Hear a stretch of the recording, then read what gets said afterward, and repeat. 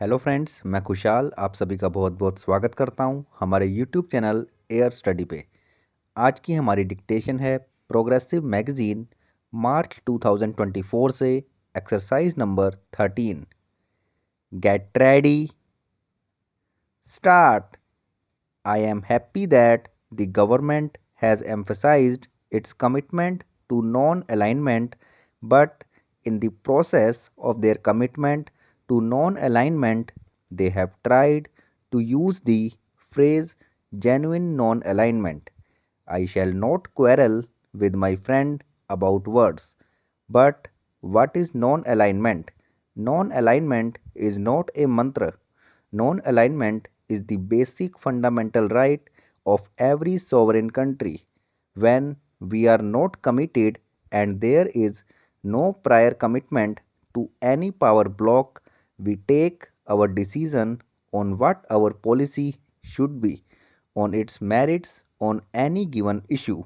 And if this cannot be genuine, it cannot be non alignment. So, to use the word genuine, non alignment in a sense is a consideration in term. In any case, I hope what he means by genuine and what we meant by genuine are the same and there is no concrete difference in the word. Today, foreign relations do not cover only consular or diplomatic relations, they cover trade, economic development, technological cooperation, and many other things. Foreign relations also fall into different spheres and categories. It is needless for me to point out the importance of our relations with the Soviet Union in many of these fields. Soviet Union has always stood by us in every hour of our crisis and in every problem that we have had to face. This can be said of few other countries and we recognize this invaluable assistance. I shall not dilate on this. I am sure my friend understands what I am trying to convey.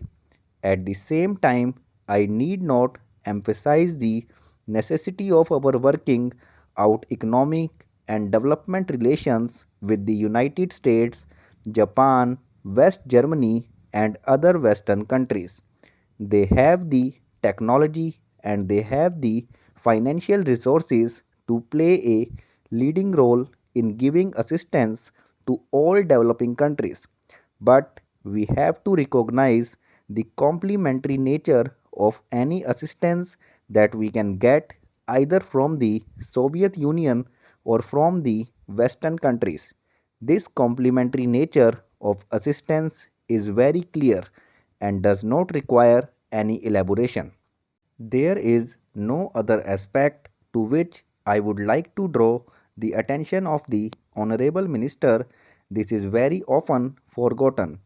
We are not really an underdeveloped country next to the United States and USSR.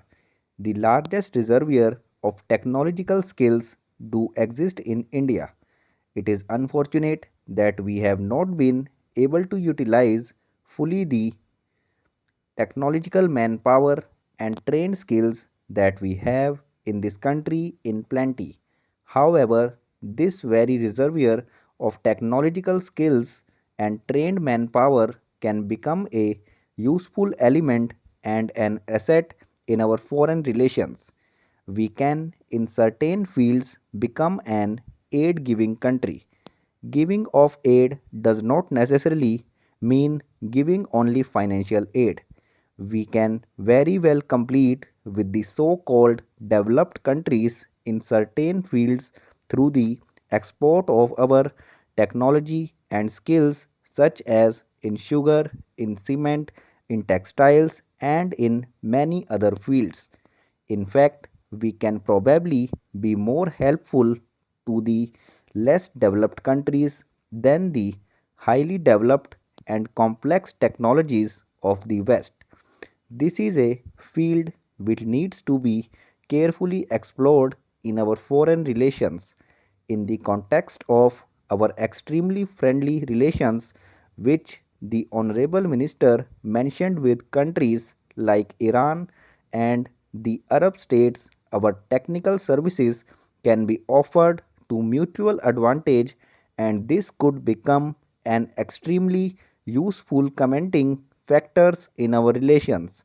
This would apply with equal emphasis to the countries of Africa and Southeast Asia. While on this subject, I would like to give one interesting instance. One of my colleagues in this house was telling me the other day that he once suggested that we take on the technical survey free of cost of the hydroelectric potential of Indonesia, and how this could have been a contribution from us to the development process of Indonesia. This is a field where we have the manpower, the skills, and the competence. I do not know what became of this suggestion. Probably this is buried in bureaucratic files, neatly tied up with red tape. I am not disclosing any secret. If I were to recall one of my own experiences in this context, some years ago, I made a submission to the Ministry of External Affairs that we should consider assisting Zambia on the building of the railways. We do not take sufficient interest in this project. Finally, China took the work on hand and has now completed the job. Surely, if China could have done it, we would have also done it. Sir, I can only call it our lack of interest in the railways as an example of our bureaucratic indifference and incompetence lying therein. If we had undertaken their railway, our Bhilai steel plant, locomotive works, and the coach factory would have been kept busy for at least 20 years. I presume that my friend might say that this should have been raised earlier. Thanks for watching this video.